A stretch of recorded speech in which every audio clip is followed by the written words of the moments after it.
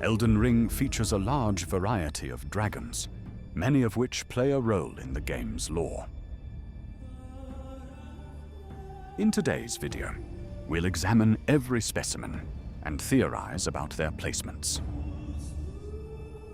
They'll be divided into 5 categories based on each known variant. Let's begin.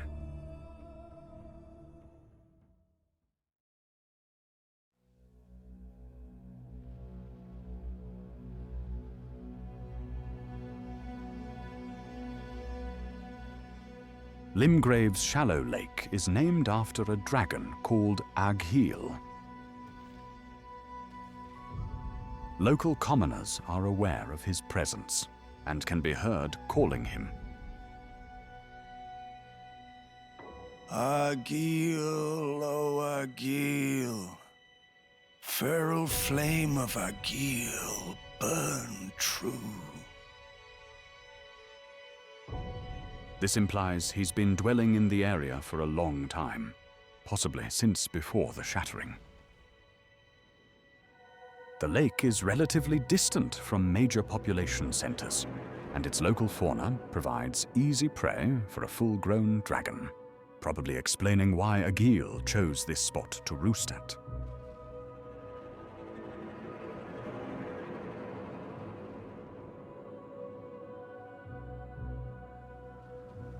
After the Battle of Ionia, only a few of Caelid's dragons remained unaffected by scarlet rot, like these 2 juveniles in Dragonbarrow.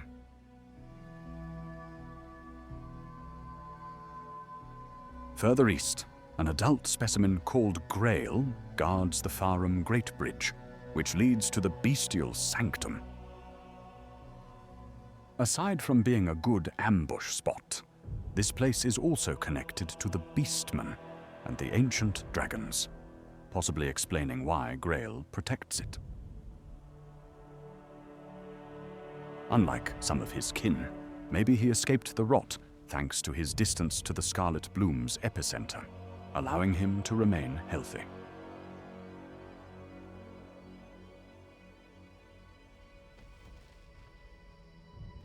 Long ago, ice dragons ruled over the mountaintops before they were chased away by the fire giants. One of them, called Borealis, dwells on the frozen lake east of the region. This bleak expanse is very remote, though based on the nearby church. We know Godfrey's forces passed through here during the war against the giants. As the saying goes, the enemy of my enemy is my friend. So, maybe Borealis tolerated their presence, knowing they'd fight against the giants. We don't know what happened to the other ice dragons, as Borealis seems to be the last of its kind. Maybe he survived this long by concealing himself in freezing fog, only revealing himself to hunt easy prey.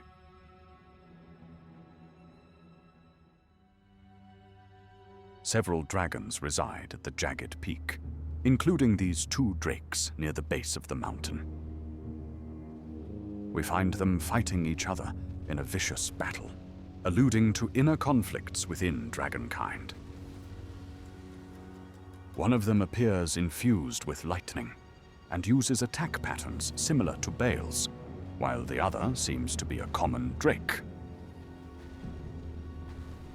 Perhaps they're followers of Bale and Placidusax, competing for dominance.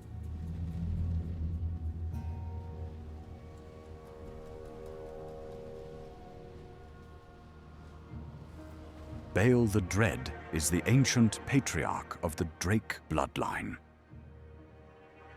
Long ago, he fought Placidusax, leaving them both with grievous injuries. Then, Bale made his lair atop the jagged peak, ruling over his brethren from above. Interestingly, this place is somewhat reminiscent of Placidusax's tomb in Farum Azula. Perhaps these places were connected in the distant past, with the ancient dragon mausoleum sitting atop the peak, before Fara Mazula was dislodged by a meteor. When the Land of Shadow was separated from the lands between, Baal became confined to this region. Sitting comfortably at the top of the local food chain, he's probably been feeding off local humans and Hornsent, as evidenced by Igon's missing legs. My arms, my legs, each lies a bloody ruin. Baal, vile Baal! Mark my words, you too shall know fear!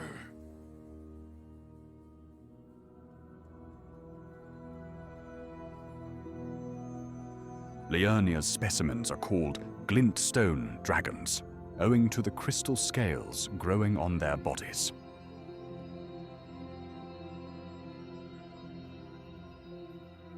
One of them, called Smaragd, dwells near the Academy of Raya Lucaria. He's known as a devourer of sorcerers, a food source which corrupted his body with glintstone.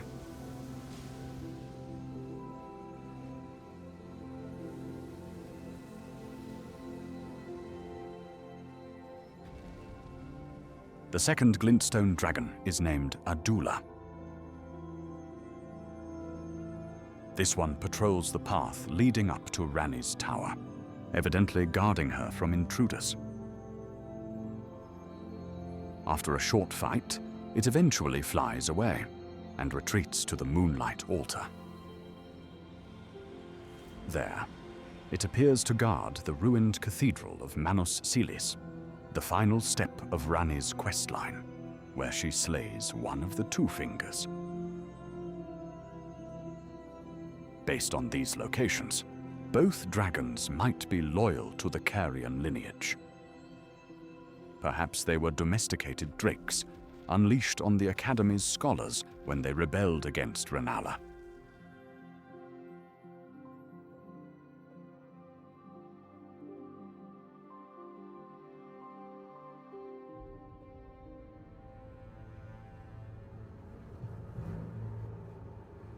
Ghostflame Dragons are skeletal drakes, cloaked in tattered scraps of funerary cloth.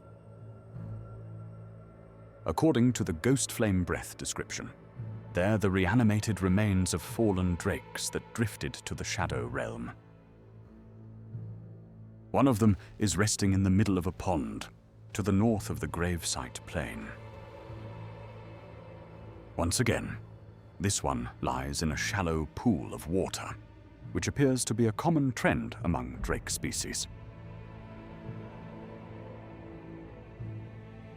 Perhaps this one preyed on the local Hornsent, or maybe it coexisted with them, considering their connection to grave birds.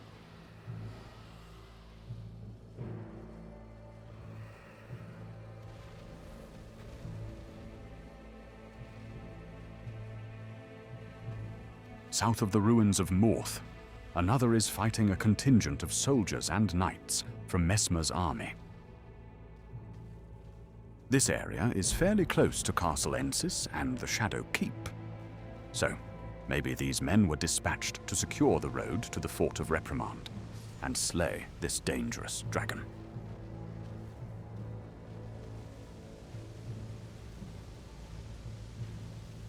We find a third Ghostflame Dragon on the Cerulean coast, dwelling near stone coffins.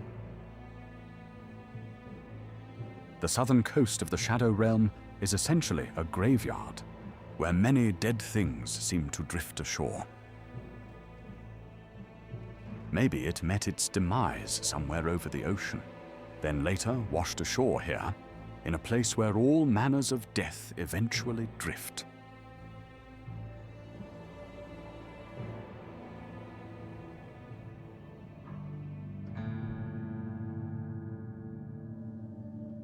When Malenia unleashed her scarlet bloom against Radon, some of Caelid's dragons became afflicted by scarlet rot. One of them is Exyx, an adult specimen found resting near the main road. Following the pattern of dragons roosting in shallow pools of water, Perhaps his lair lied in the swamp of Aeonia, explaining why he remained in the area. He could also be guarding the nearby church of Dragon Communion, a good spot to ambush dragon hunters.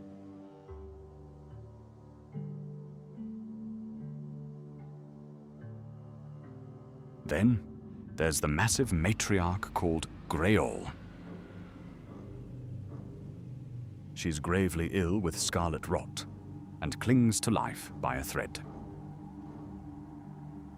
She appears to be life-bound to her brood of juveniles, and passes away when they're all slain. Judging from her size, Greol was once a force to be reckoned with in Caelid. Maybe her nest used to lie further south before she was displaced by the rot.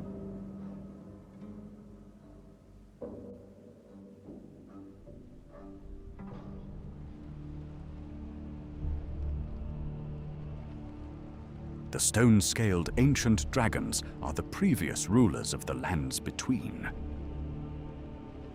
During the earlier years of the Erdtree era, they invaded Lendel, the royal capital of the Golden Order. In the end, they were defeated by Godwyn the Golden, who managed to befriend some of them and earn their allegiance. First among them was Fortisax, who remained a loyal companion to Godwyn despite his transformation. He can be found in Godwyn's Dream, accessible through Fia's questline. This eerie place is a manifestation of the soulless demigod's psyche, where his most loyal friend fought long and hard against Deathblight corruption. His defeat is a requirement to produce the mending rune of the Death Prince, perhaps suggesting he's the final anchor to Godwyn's past. Fortisax's sister, named Lanciax, is also loyal to the Golden Order. She roams the Altus Plateau, ambushing players near the ruin-strewn precipice, a strategic spot for those seeking to guard the capital from invaders, like ambitious Tarnished, for instance. After fleeing from this first encounter, she appears again near the capital outskirts, next to a sword monument and the Stormcaller Church. Perhaps this is where she used to take on human form and commune with local knights. This shape-shifting ability sounds similar to that of Florisax, a devout follower of Placidusax.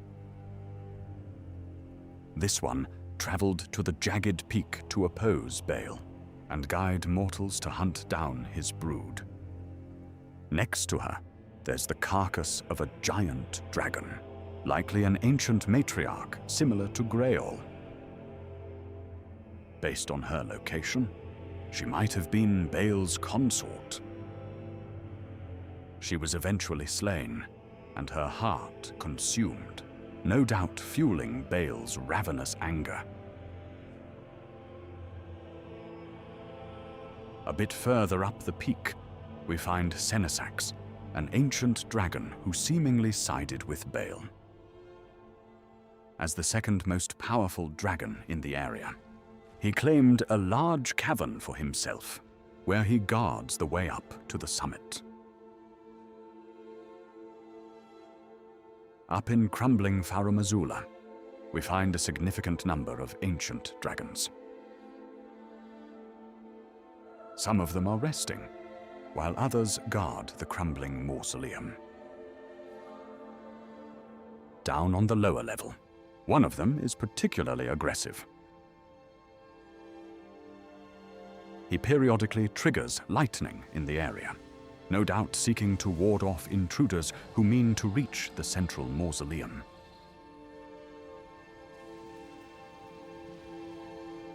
At the heart of the storm, we find Dragon Lord Placidusax. The platform's massive size hints at the full scale of Faramazula, back when it was known as a royal city. Maybe this place was the Dragon Lord's seat of power, frozen in time before its destruction. From here, he ruled over the lands between as Elden Lord of the previous age, until his god departed.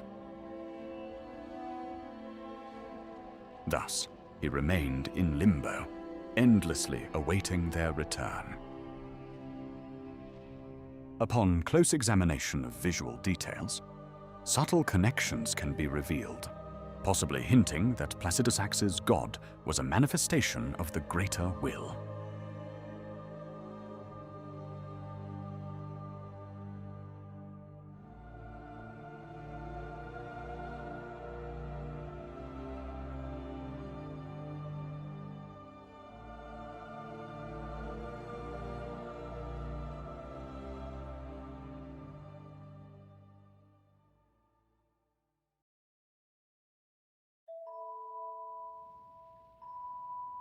If you enjoy my content, remember to like and subscribe. Thank you for watching.